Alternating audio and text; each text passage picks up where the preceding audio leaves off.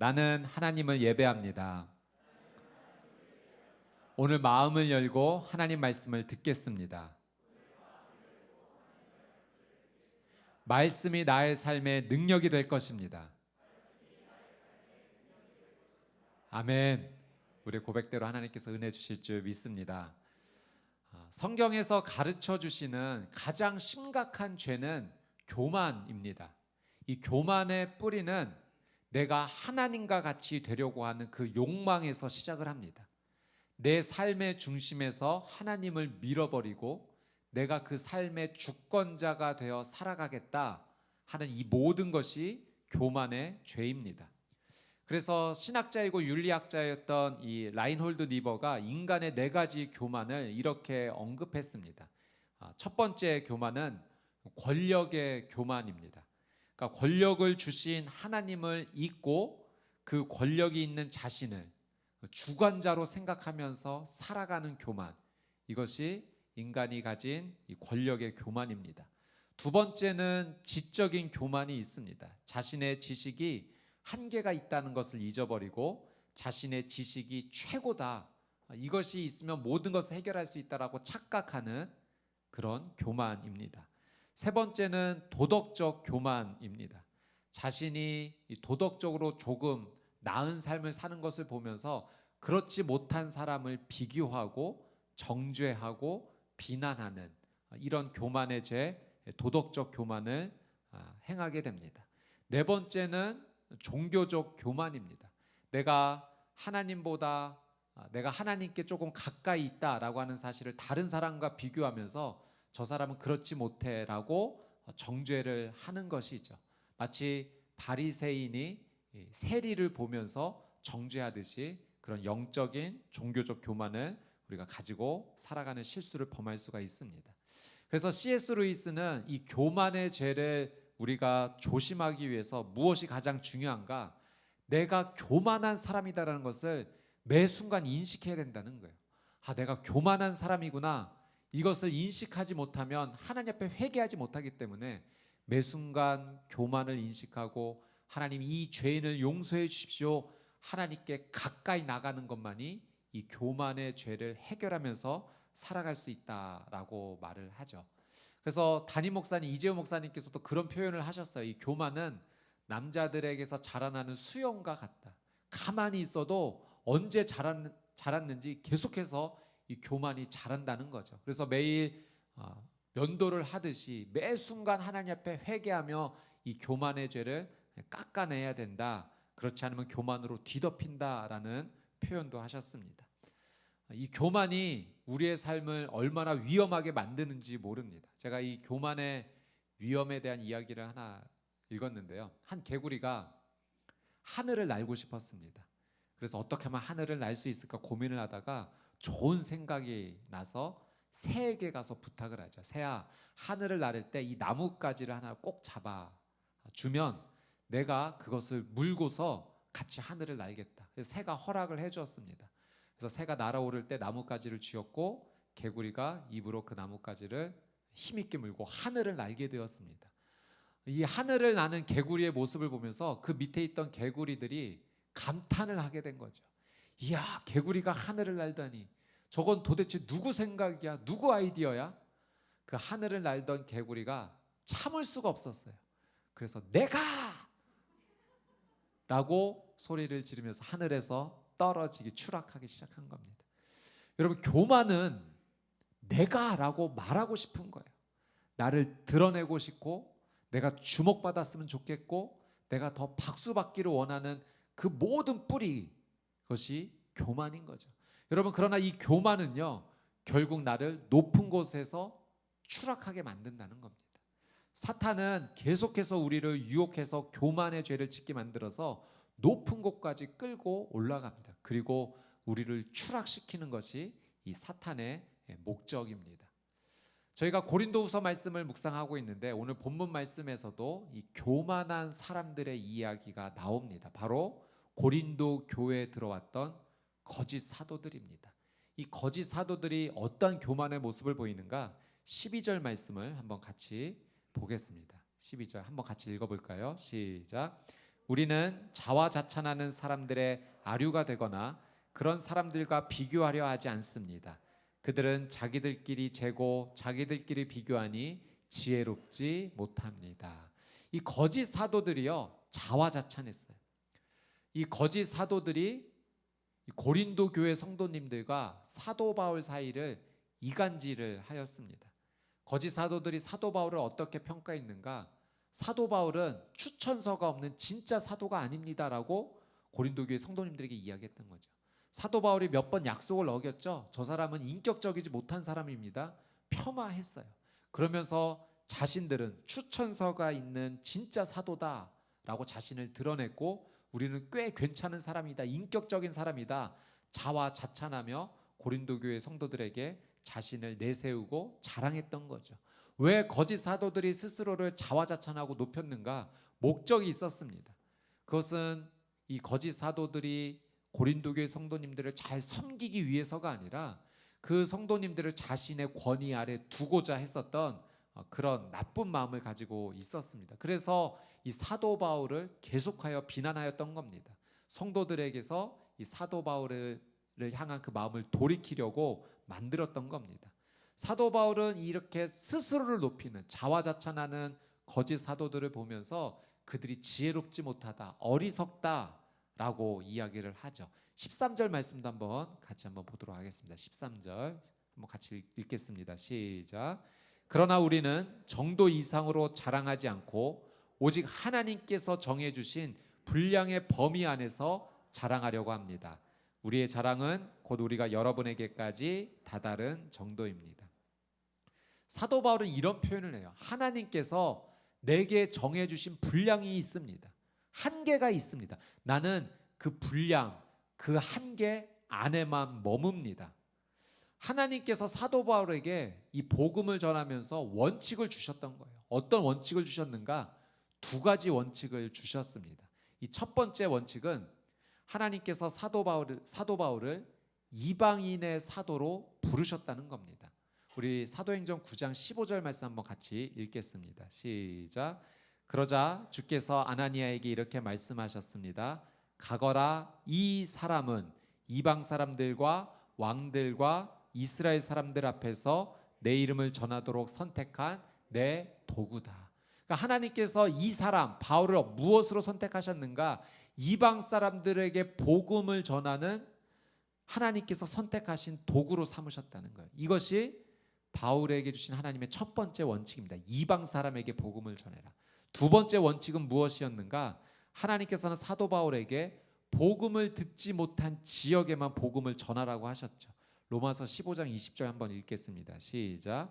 또한 나는 그리스도의 이름을 부르지 않는 곳에 복음 전하기를 열망했습니다. 이는 남의 터 위에 집을 짓지 않으려는 뜻에서였습니다. 그러니까 사도 바울은 하나님의 뜻을 분명히 확인하고 다른 사도들이 복음을 전한 곳에는 가지 않았어요. 복음을 아직 듣지 못한 곳에만 가서 복음을 전했습니다. 그것이 하나님께서 사도 바울에게 주신 분량, 한계, 원칙이었습니다. 그러니까 사도 바울은 철저히 이 하나님의 주신 분량을 확인하며 살았던 거예요. 이방인에게 복음을 전했고 하나님께서 복음을 전하라고 하신 아직 복음을 듣지 못한 지역에만 복음을 전했습니다. 하나님이 허락해 주시는 것은 했고 허락하지 않으신 것은 하지 않았습니다. 그러니까 하나님이 주신 분량의 범위를 넘어서지 않았던 삶, 그것이 사도 바울의 삶이었죠. 그 허락이 어디까지 있었는가? 고린도 지역까지 있었던 거예요. 그래서 내가 고린도 지역에 와서 복음을 전한 것은 하나님이 정해주신 분량 안에서 한 것입니다 라고 고백을 합니다. 여러분, 우리가 교만의 죄를 짓지 않기 위해서는요, 내게 주신 하나님의 분량이 무엇인지를 알아야 돼요. 하나님께서 우리 각자의 삶 가운데 정해주신 분량이 있습니다. 한계가 있습니다. 나를 향한 하나님의 뜻이 있으세요. 그 하나님의 뜻을 확인하고 살아가는 삶이 하나님 앞에 교만하지 않고 하나님 뜻에 온전히 순종하는 삶을 살아가게 됩니다. 만약에 내 분량을 잘 파악하지 못하고 다른 사람의 분량만 보고 비교하는 마음으로 살게 되면 그 비교의 마음이 시기하게 하고 질투하게 하고 결국 교만의 삶으로 살아가게 만듭니다. 여러분, 우리는 모두 예수님께서 불러주신 예수 그리스도를 머리로 삼는 예수 그리스도의 지체입니다. 우리 각 지체는 하나님께서 정해주신 분량이 있어요. 어떤 사람은 눈과 같은 역할을 합니다. 어떤 사람은 손과 같은 역할을 해요. 여러분, 눈이 손을 보면서 부러워만 하고 또 손은 발을 보면서 부러워만 하면은 건강한 몸을 이루지 못합니다. 자기에게 맡겨진 그 분량을 최선을 다해서 감당할 때 그 몸이 건강하게 유지가 될 수 있는 것이죠. 저는 저와 여러분의 삶이 하나님께서 정해주신 그 분량을 잘 확인하고 감사하며 그 안에서 최선을 다해 예수 그리스도를 머리로 삼고 건강한 예수님의 몸을 이루는 귀한 삶을 사시게 되기를 주님의 이름으로 축복합니다. 아멘. 우리 14절 말씀 한번 보도록 하겠습니다. 14절 시작. 우리는 여러분에게 가지 못할 사람들로서 스스로 과신에 나아갔던 것이 아닙니다. 우리는 그리스도의 복음 안에서 여러분에게까지 갔던 것입니다. 이 14절 말씀해 보니까 사도 바울이 나는 과신하지 않았다 라는 표현을 사용해요. 이 과신하지 않았다라는 의미는요, 하나님께서 정해주신 길을 벗어나지 않았다는 의미입니다. 마치 육상 경기를 할 때 각 선수들마다 자기가 달려야 되는 레인이 있죠. 코스가 있습니다. 그 선수가 그 코스를 벗어나게 되면은 이 경기를 제대로 치르지 못하게 됩니다. 그러니까 사도 바울은 하나님께서 내게 허락해 주신 그 길, 그 코스 안에서 하나님 앞에 순종하며 살았다. 그래서 고린도 지역까지 내가 와서 복음을 전하는 것은 하나님이 정해 주신 그 길을 따라 여기까지 온 것이다. 그래서 이 고린도 지역에 첫 번째로 복음을 전한 사람이 사도 바울입니다. 그런데 지금 이 바울이 전한 복음 위에 거짓 사도들이 들어와서 그 고린도 교회를 지금 흔들고 있는 거죠. 그리고 더 문제인 것은 이 거짓 사도들이 다른 복음, 다른 예수, 사도 바울은 예수 그리스도를 통해서 예수 그리스도를 믿음으로만 구원을 받습니다라는 복음을 전했는데 거짓 사도들은 엉뚱한 복음을 지금 전하고 있는 거예요. 자신들의 길을 벗어나서 선을 넘어서 하나님께서 원하시지 않는 행동을 지금 하고 있는 것입니다. 이 거짓 사도들이 어떤 다른 복음을 전했는가? 예수님을 믿는 것만으로는 구원받지 못한다라고 얘기한 거예요. 구원받기 위해서 예수님도 믿어야 되지만 율법도 지켜야 됩니다. 할례도 행해야 됩니다. 이런 다른 복음을 전해서 이 고린도 교회를 흔들어 버렸던 거죠. 여러분, 정말 그런가요? 우리의 구원은 예수님을 믿는 것만으로는 부족한가요? 성경은 그렇게 말씀하지 않으세요. 하나님은 우리에게 이렇게 약속하셨어요. 오직 의인은 믿음으로 말미암아 살리라. 여러분, 예수 그리스도를 믿는 믿음만으로 충분한 줄 믿습니다. 요즘 이단들도요, 이 거짓 사도들과 똑같은 행동을 하고 있어요. 예수님 믿는 믿음만으로 안 된다는 거예요. 더 플러스가 필요하다는 거예요. 그래서 교주인 자신을 하나님으로 믿으라는 잘못된 이야기들을 하고 있는 거죠. 여러분, 성경은 구원에 다른 길 없다고 했습니다. 오직 예수 그리스도 그분을 통해서만 하나님께 갈 수 있고 예수 그리스도를 믿는 믿음만으로 충분하다고 했어요. 여러분, 예수님을 믿게 되었을 때 그 믿는 은혜로 말미암아 우리가 의롭게 되고 그 다음에 성화가 이루어지는 겁니다. 성숙하게 되고 변화가 이루어지는 것이죠. 여러분, 우리의 행위와 노력이 덧붙여져서 구원을 완성하지 않습니다. 우리의 구원은 오직 예수 그리스도를 믿는 믿음 그 하나만으로 충분한 줄 믿습니다.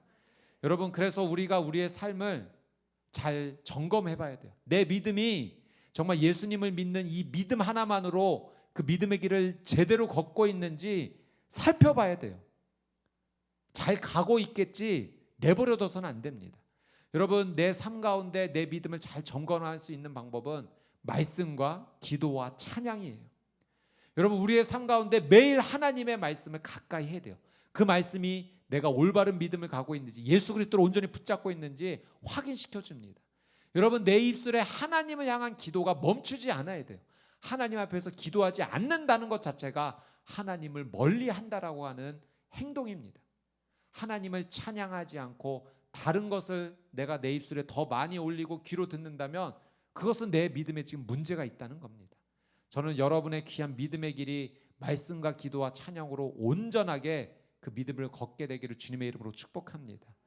저는 그래서 우리 수원 온누리교회 이 영적인 공동체에 대한 소망이 한 가지 있어요. 그럼 우리 성도님들과 함께 전부 다가 공동체가 이 믿음의 길을 날마다 확인하는 거죠. 말씀과 기도와 찬양으로.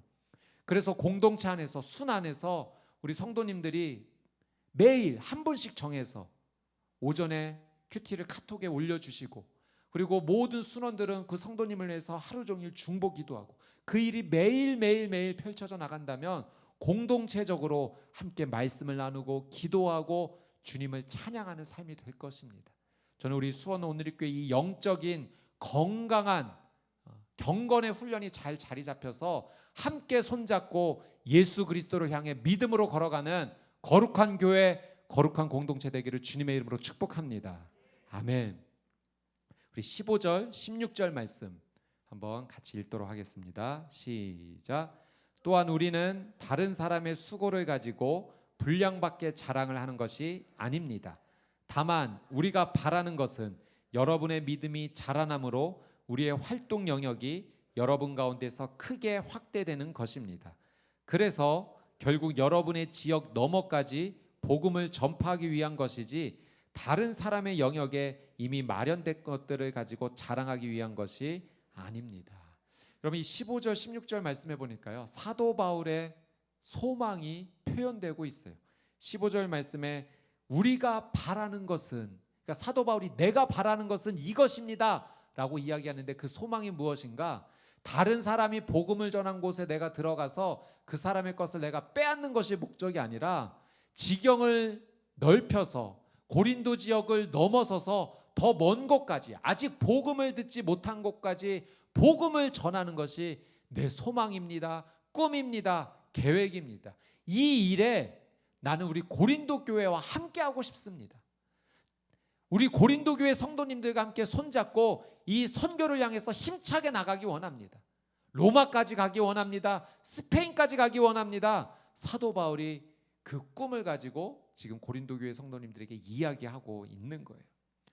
여러분, 사도 바울이요, 지금 이 이야기를 한 때가요, 이 고린도후서를 썼을 때가 AD 56년으로 보는데, 이때 사도 바울의 나이를 신학자들은 60세 전후로 봅니다. 그러니까 사실은 적지 않은 나이예요. 그럼에도 불구하고 이 복음을 향해서 더 멀리까지, 아직 복음을 듣지 못한 지역까지 여러분과 함께 가고 싶습니다라고 말하는 이 사도 바울의 열정은 젊은이 같습니다. 생기가 있고 활력이 있어요. 불이 붙어 있는 모습입니다. 여러분, 사도 바울이 어떻게 이런 삶을 살았는가? 하나님께 이 비전을 받은 거예요. 하나님께로부터 이 꿈을 받은 거예요. 하나님께로부터 불을 받은 것입니다. 여러분, 교만한 사람은요, 자기의 욕심을 이루는 것이 목표예요. 그래서 거짓 사도들은 스스로를 자화자찬하면서 이 고린도 교회를 자신들의 것으로 만들려고 애썼어요. 사도 바울은 그렇지 않아요. 그는 교만하지 않았고 하나님을 자랑하는 삶이었어요. 그래서 하나님의 꿈을 이루어 드리고 싶었어요. 그래서 하나님의 꿈이 사도 바울의 꿈이 된 겁니다. 하나님께서 원하시는 이 꿈을 내가 비전으로 삶아 이루기 원하는데, 나는 고린도 지역을 넘어서서 여러분과 함께 더 먼 곳까지 선교하기 원합니다. 로마까지 가기 원해요. 스페인까지 가기 원해요. 그래서 실제로 바울은 로마까지 가서 복음을 전했고, 성경으로 보면 스페인까지 갔는지는 확실하지 않습니다. 그러나 전승에 의하면 스페인까지 갔다라고 얘기를 하죠.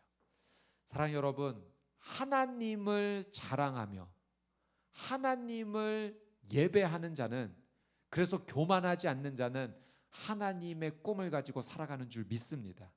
저는 여러분이 하나님의 꿈을 가지고 살아가는 거룩한 인생이 되기를 주님의 이름으로 축복합니다. 내 인생의 소원, 그것을 여러분 폄하하는 거 아닙니다. 하나님께서 각자의 삶 가운데 주신 각자의 목표가 있죠. 그러나 그것만에 함몰되어서 그것만 이루고 사는 삶이 아니라 더 넓게 보는 거예요. 하나님께서 내 삶을 통해 무엇을 이루고 싶으신가, 하나님의 시야로 내 삶을 보는 겁니다. 그 하나님의 꿈을 이루는 것이 우리의 살아가는 삶의 목적이 되는 거죠. 그것이 교만하지 않는 삶, 하나님 앞에 겸손한 인생입니다. 여러분, 하나님의 꿈을 이루어드리는 삶은 무엇인가? 결국은 사람을 살리는 거예요. 하나님께서는요, 사람 살리기를 원하세요. 복음으로 한 영혼을 살아나기를 하나님은 간절히 원하세요. 사도 바울은 그 하나님의 간절한 마음을 알았던 거죠. 그래서 더 멀리까지, 땅끝까지 복음 전하고 싶습니다 말했던 겁니다. 여러분, 저는 여러분의 삶이 사람 살리는 삶이 되기를 주님의 이름으로 축복합니다. 여러분, 사람을 살린다는 것은요, 막연하지 않아요. 절망했던 사람이 여러분의 기도와 위로와 복음을 통해서 용기를 얻게 되었다면 여러분, 그것은 사람을 살린 겁니다.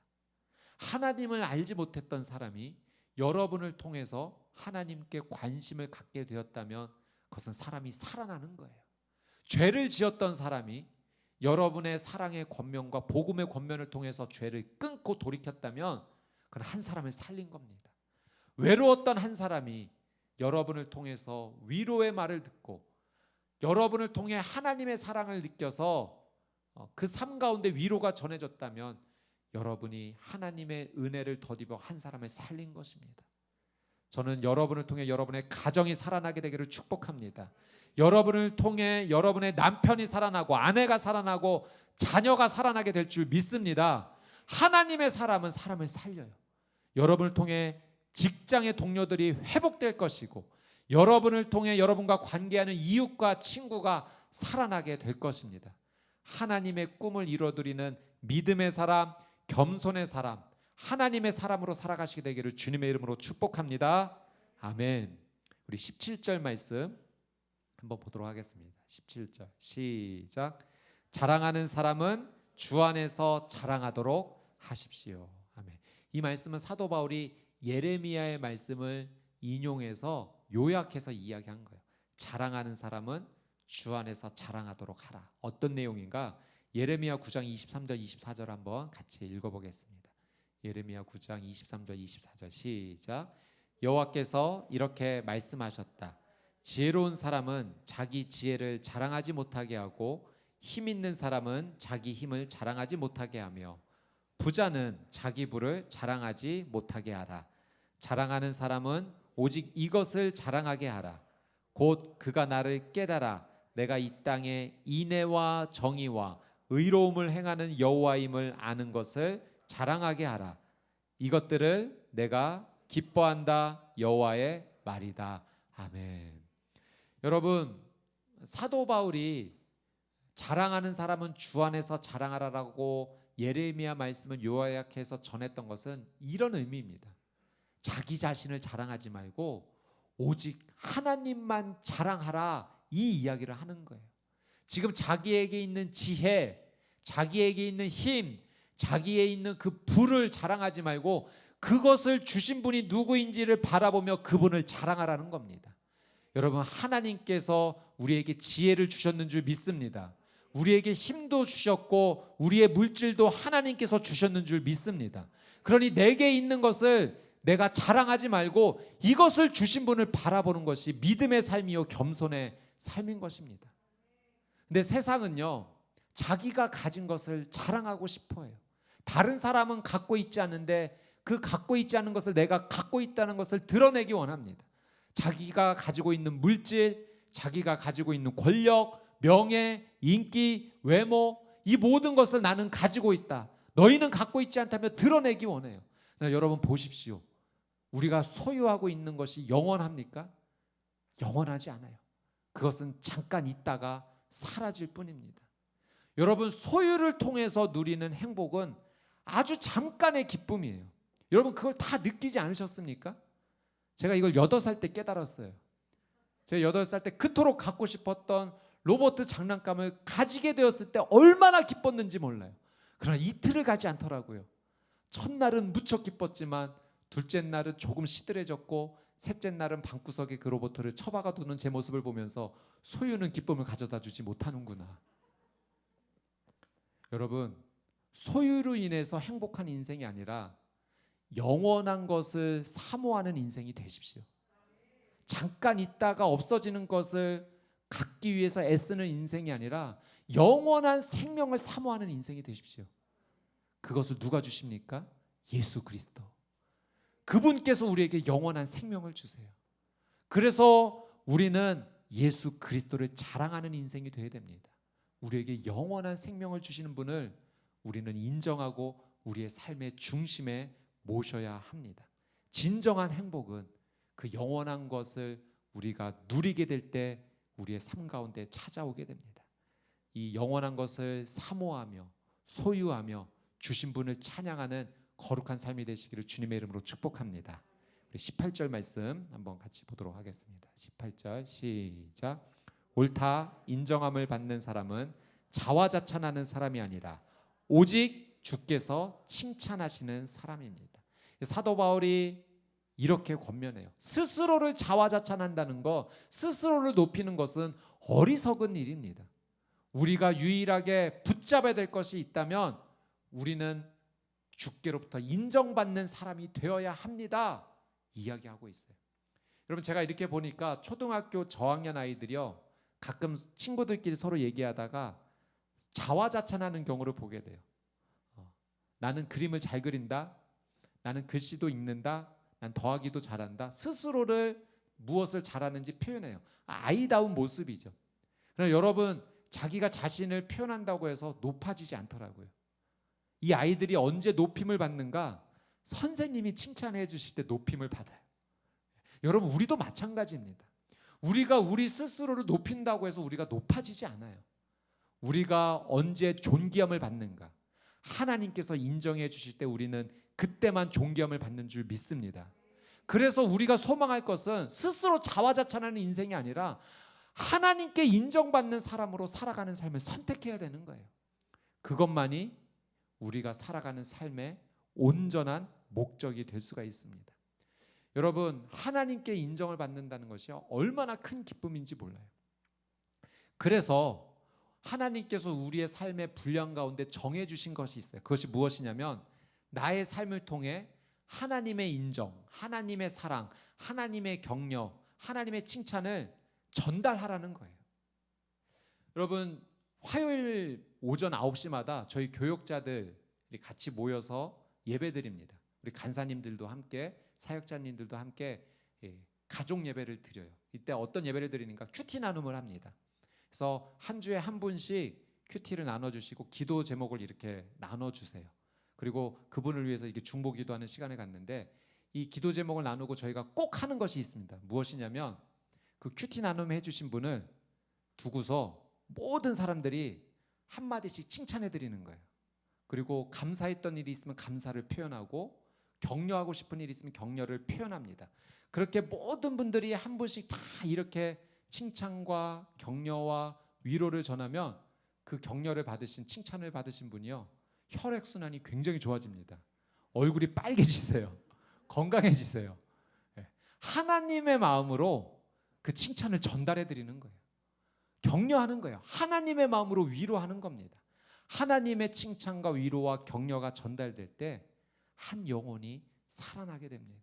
저는 우리 수원 온누리교회 성도님들에게 영적으로 정말 권면합니다. 매일 저녁마다 가족들이 함께 모였을 때 가족 구성원 한 사람 한 사람마다 하나님의 마음으로 칭찬하고 격려해 주세요. 아빠가 하나님의 마음으로 자녀를 축복해 주세요. 엄마가 하나님의 마음으로 자녀를 인정해 주세요. 또 자녀도 하나님의 마음으로 엄마를 인정해 주고 칭찬해 주고 아빠를 칭찬해 주고 격려해 주고, 그렇게 서로가 서로의 삶을 하나님 마음으로 칭찬하고 인정하고 격려할 때 여러분, 하나님이 주시는 은혜가 그 가정 가운데 풍성하게 꽃피게 될 줄 믿습니다. 가정이 살아나요. 하나님께서 주시는 인정이기 때문에 그래요. 여러분, 사도 바울은 스스로 자화자찬하며 살아가지 말라, 하나님의 인정을 받고 살아가라 권면을 합니다. 제가 이번 주 한 찬양을 이제 알게 돼서 그 찬양을 계속 부르고 묵상하는 가운데, 사도 바울이 이래서 행복했겠구나, 이런 생각이 들었어요. 여러분, 사도 바울이 지금 고린도 교회 가서 복음을 전했는데 지금 거짓 사도들이 와서 자신을 폄하하고 있잖아요. 얼마나 속상했을까요? 또 고린도 교회 성도님들도 사도 바울을 지금 오해하고 있는 거예요. 낭망될 것 같습니다. 사도 바울이 복음을 전하다가 힘든 적이 한두 번이 아니에요. 매질도 당했고 그리고 심한 생명의 위협까지도 받았습니다. 그런데 그럼에도 불구하고 사도 바울의 복음에 대한 열정이 꺼지지 않고 계속해서 나갈 수 있었던 것은요, 하나님의 인정을 받고 살았기 때문이에요. 그는 하나님만 바라봤어요. 사람의 칭찬을 바라보고 살아갔던 삶이 아니라 하나님의 인정과 격려와 칭찬을 주목하며 살아갔던 삶이에요. 여러분, 주보 사이에 그 행복이라고 하는 찬양의 곡이 이렇게 프린트되어 있습니다. 그 내용을 보면 이런 내용이에요. 화려하지 않아도 정결하게 사는 삶, 가진 것이 적어도 감사하며 사는 삶, 내게 주신 작은 힘 나눠주며 사는 삶, 이것이 나의 삶의 행복이라.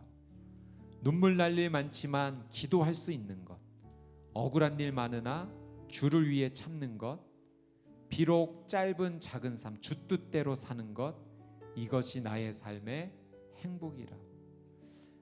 여러분, 사도 바울은요 행복했어요. 하나님만 바라보고 하나님께 늘 공급받았기 때문에 정말 행복한 삶을 살았어요. 그래서 정결하게 사는 삶을 살았고, 감사하며 사는 삶을 살았고, 나눠주며 기도하며 참으며 하나님께서 정해주신 그 분량의 길을 순종함으로 달려갔던 것입니다. 저는 저와 여러분의 삶이 행복한 삶이 되기를 주님의 이름으로 축복합니다. 하나님을 바라보면 진짜 행복할 수 있어요.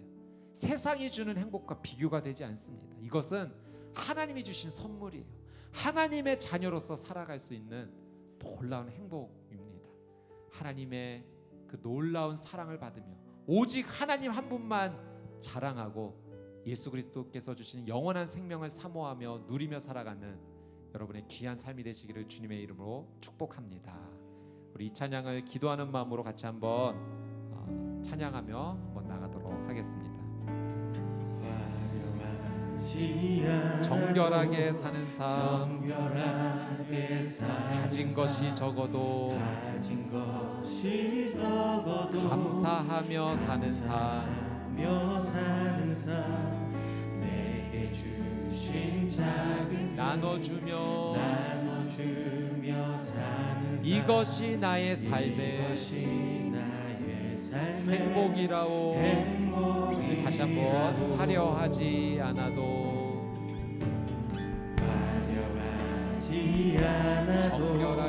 정결하게 사는 삶, 가진 것이 적어도 감사하며 사는 삶, 내게 주신 작은 나눠주며 사는 삶, 이것이 나의 삶의 행복이라오. 눈물 날 일 많지만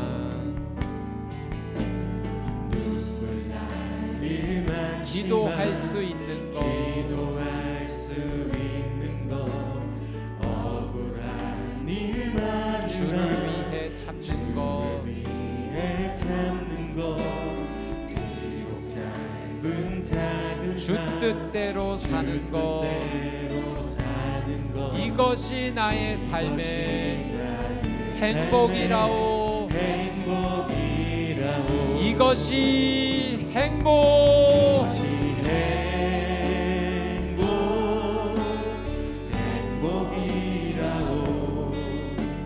세상은 알 수 없는 하나님 선물, 이것이 행복이라오.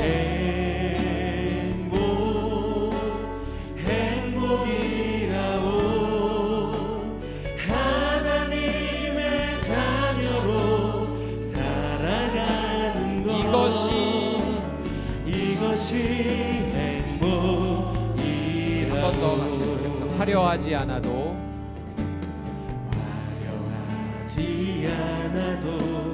정결하게 사는 삶, 가진 것이 적어도 감사하며 사는 삶, 내게 주신 작은 힘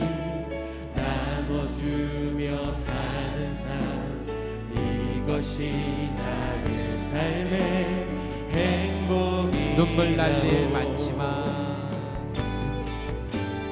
눈물 날 일 많지만 기도할 수 있는 것 억울한 일 많으나 주를 위해 참는 것 비록 짧은 작은 삶 주 뜻대로 사는 것 이것이 나의 삶의 행복 우리 가슴에 한번 손을 얹고 찬양할까요? 이것이 행복. 이것이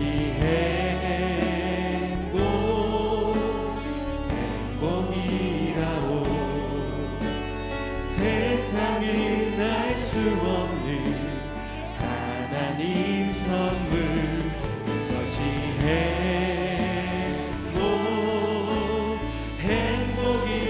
행복이라오 하나님의 자녀로 살아가는 것 이것이 이것이 행복. 이것이 행복이라오 세상은 알 수 없는 하나님 선물 이것이 행복이라오 하나님의 자녀로 살아가는 것 이것이 행복이라오 우리 이 시간 같이 한번 기도하며 하나님 앞에 나가기 원합니다. 오늘 주신 말씀을 붙잡고 함께 기도하며 나갈 때 먼저 회개로 하나님 앞에 기도하기 원합니다. 우리의 삶을 돌아보니 나도 느끼지 못했던 많은 교만들이 우리의 삶 가운데 있었습니다. 하나님을 내 삶에서 밀어내고 내가 중심이 되어 내 뜻대로 살려고 했던 많은 교만이 있습니다. 이 모든 교만을 주 앞에 드러내고 고백하며 우리 함께 회개합시다. 하나님께서 예수님의 보혈로 덮어주셔서 이 모든 죄를 용서하여 주실 것입니다. 하나님께서 우리의 삶 가운데 각자 주신 분량이 있는데 그 분량 안에서 감사하며 최선을 다하는 삶이 되게 하여 주옵소서. 말씀과 기도와 찬양으로 좋은 영적 습관을 갖고 하나님의 길을 순종하며 살게 하여 주시옵소서. 우리 주여 한번 외치고 통성으로 함께 기도하겠습니다. 주여, 거룩하신 아버지 하나님, 회개하며 나갑니다. 하나님 앞에 회개하며 나갑니다. 말씀 속에 내 삶을 돌아보니 하나님을 밀어내고 내 뜻대로 살려고 했던 수많은 교만이 있습니다. 하나님, 나의 이 교만을 용서하여 주시옵소서. 예수님의 보혈로 덮어 주시옵소서. 이제는 하나님 중심으로 하나님의 뜻을 확인하며 하나님께서 정해주신 그 분량 안에서 믿음으로 살아가게 하여 주옵소서. 비교하지 않고 교만하지 않고 하나님 감사함으로 최선을 다해 살기를 간절히 원합니다. 말씀과 기도와 찬양을 통해 하나님의 거룩한 삶을 영적으로 살아갈 수 있도록 하나님 은혜를 더하여 주시옵소서. 우리 계속해서 한 번 더 기도하며 나아갈 때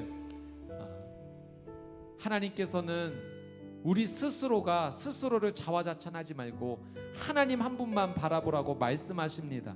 하나님을 자랑하는 인생이 결국은 하나님의 꿈을 이루는 삶이요 열정의 삶으로 놀라운 풍성의 열매를 누릴 수 있다라고 하나님께서 우리를 초청하십니다. 우리 시간 같이 한번 기도하며 나아갈 때 하나님, 하나님의 뜻 안에서 살아가는 겸손한 인생 되게 하여 주시옵소서. 주신 분량 안에서 감사함으로 이 일을 행할 때 오직 하나님께 인정을 받는 행복한 삶이 되게 하여 주시옵소서. 화려하지 않아도 정결하게 살게 하여 주옵시고 가진 것이 적어도 감사하며 살게 하여 주옵소서. 나눠주며 기도하며 주 뜻대로 주의 자녀로 하나님 안에서 행복한 삶이 되게 하여 주시옵소서. 나의 삶과 가정을 주 앞에 올려드리며 우리의 교회를 올려드리며 주여 한번 외치고 동성으로 함께 기도하겠습니다. 주여, 사랑하는 주님, 하나님의 놀라운 은혜를 구하며 이 시간 나아갑니다. 하나님을 자랑하는 인생 되기를 원합니다. 스스로를 자화자찬하는 인생이 아니라 하나님 주신 은혜에 감사하며 하나님 정해주신 그 분량에 만족하며 비교하지 않고 하나님 뜻에 순종하는 거룩한 인생 되게 하여 주시옵소서. 하나님의 칭찬과 하나님의 인정을 받는 행복한 삶이 되기를 원합니다. 세상의 인정을 하나님 받고자 몸부림치는 인생이 아니라 하나님 주신 그 놀라운 은혜를 누리며 살아가는 거룩한 인생이 되게 하여 주시옵소서. 화려하지 않아도 정결하게 살게 하여 주시고 가진 것이 적어도 감사하며 살게 하옵소서. 나눠주며 기도하며 참으며 주 뜻대로 살아가는 행복한 인생 되게 하여 주시옵소서. 하나님의 선물, 하나님의 자녀로서 살아가는 귀한 인생 되기를 원합니다. 오 성령님 인도하여 주시옵소서. 행복이라오 하나님의 자녀로 살아가는 것. 아멘. 이것이 행복이라고. 우리 이 시간 마지막으로 한 번 더 기도하며 나갈 때 이 시간 특별한 중보 기도로 하나님 앞에 함께 나가기 원합니다. 우리 수원 위클리 포커스 보시면 우리 환우 성도님들을 위한 기도의 제목이 있습니다. 육신이 아플 때, 고통스러울 때 정말 힘듭니다. 몸도 힘들지만 마음도 무너지고 영혼도 얼마나 지쳐가는지 모릅니다. 우리 환우 성도님들의 이름과 우리 병명을 주님께 올려드리며 우리 기도하며 나갑시다. 예수 그리스도의 보혈이 덮어질 때 이 모든 질병이 예수의 이름으로 치유받을 줄 믿습니다. 하나님, 우리 환우 성도님들의 이 아픈 삶 가운데 친히 찾아가 주셔서 예수님의 보혈로 덮어 주시옵소서. 그 눈물을 닦아주시고 일어나 걸으라 말씀하여 주시옵소서. 예수님의 이름으로 기도하고 예수님의 보혈을 구하며 나갈 때 이 모든 질병이 예수의 이름으로 치유받게 하여 주시옵소서. 주여 한번 외치고 동성으로 함께 기도하겠습니다. 주여. 하나님, 수원 온누리교회 환우 성도님들을 위해 간절히 기도합니다. 하나님, 우리 김명자 성도님 폐암을 치료하여 주옵소서. 김대섭 지사님의 부친 감도암을 치유하여 주시옵소서. 김성진 성도님 림프종을 치유하여 주시옵소서. 김정식 성도님 전립선암, 김영배 지사님 뇌출혈 하나님 치유하여 주시옵소서. 사랑하는 주의 자녀 은성이 신경모세포조 치유하여 주시옵소서. 김영숙 성도님 췌장암을 고쳐 주시옵소서. 김태규 성도님 교통사고에서 회복시켜 주옵소서. 김병순 성도님, 김효섭 성도님 뇌출혈과 간암에서 자유케 하여 주시옵소서. 사랑하는 주의 자녀 박예나 급성 백혈병에서 자유케 하여 주옵소서. 예수의 보혈로 채워 주시옵소서. 강희준 성도님 심장 림프절 암치료 하여 주옵소서. 손유진 지사님 난소암을 치유하여 주옵소서. 안용주 지사님 신장 투석으로부터 자유케 하여 주옵소서. 박정혜 성도님 급성 골수 백혈병으로부터 고쳐 주옵소서. 이정현 성도님 루푸스 각질성 척추염으로부터 치유하여 주옵소서. 이지환 성도님 전립선암 백내장으로부터 치유하여 주옵소서. 조혜령 성도님 항암치료, 차재정 성도님 항암치료 고쳐 주옵소서. 최보출 권사님 뇌출혈로부터 자유케 하여 주옵소서. 고쳐 주옵소서. 황영진 지사님의 동생 하나님 암으로부터 자유케 하여 주시고, 홍사영 성도님 림프종 암으로부터 자유케 하여 주시옵소서. 오 주님, 하나님 선물 이것이 행복. 아멘. 하나님의 자녀로 살아가는 것, 이것이 행복이. 화려하지 않아도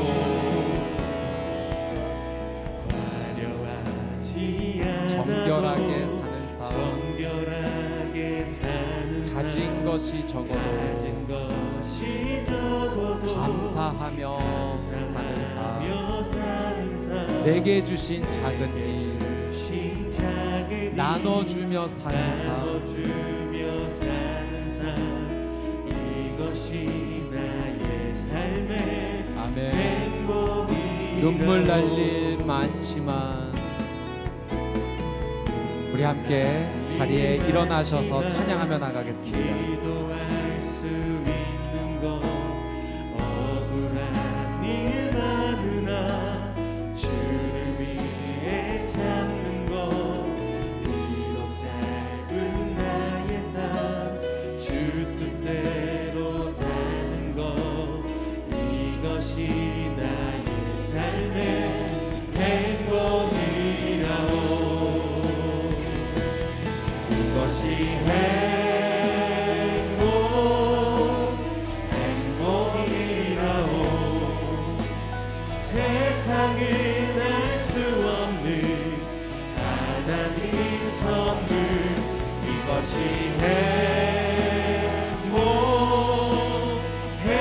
행복이라오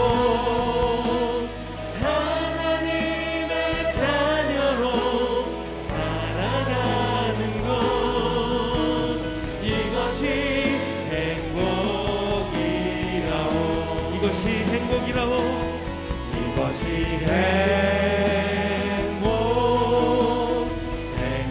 행복이라오 세상은 알 수 없는 하나님 선물 이것이 행복이라오 하나님의 자녀로 살아가는 것 이것이 행복이라오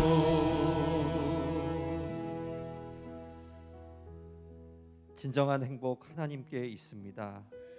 사도 바울이 복음을 전하며 분량 밖에 자랑을 하지 않았던 것은 하나님의 말씀 중심에서 자신의 욕심을 내려놓았기 때문이라고 오늘 말씀해 주셨습니다. 하나님, 우리가 한 주간 믿음을 가지고 살아갈 때에 내 뜻이 아닌 하나님의 꿈을 가지고 내 자랑이 아닌 하나님의 은혜를 겸손히 삶으로 증거할 수 있도록 인도하여 주시옵소서. 한 주간도 우리의 삶을 인도하여 주시고 지켜주신 그 은혜에 감사하여서 오늘 믿음으로 올려드리는 삶의 열매를 기쁨으로 받아주시고 하나님의 사람으로 주변을 살피는 영적인 안목 또한 더하여 주시옵소서. 이제는 우리 구주 예수 그리스도의 은혜와 하나님 아버지의 한결같으신 사랑하심과 성령의 교제케 하시며 교통케 하시는 역사와 은총이 진정한 행복이 하나님께 있음을 다시 한번 고백하며 하나님께 인정받음을 삶의 자리에서 나누기를 다짐하고 세상으로 나아가는 사랑하는 성도님들의 신앙 고백 위에 모든 발걸음 가운데에 그리고 섬김의 손길 가운데에 한국교회와 우리 온누리교회 그리고 세계 열방에서 복음을 전하고 계신 선교사님들의 그 손길과 그 삶 속에 이제로부터 영원토록 함께하여 주시기를 간절히 축원하옵나이다. 아멘.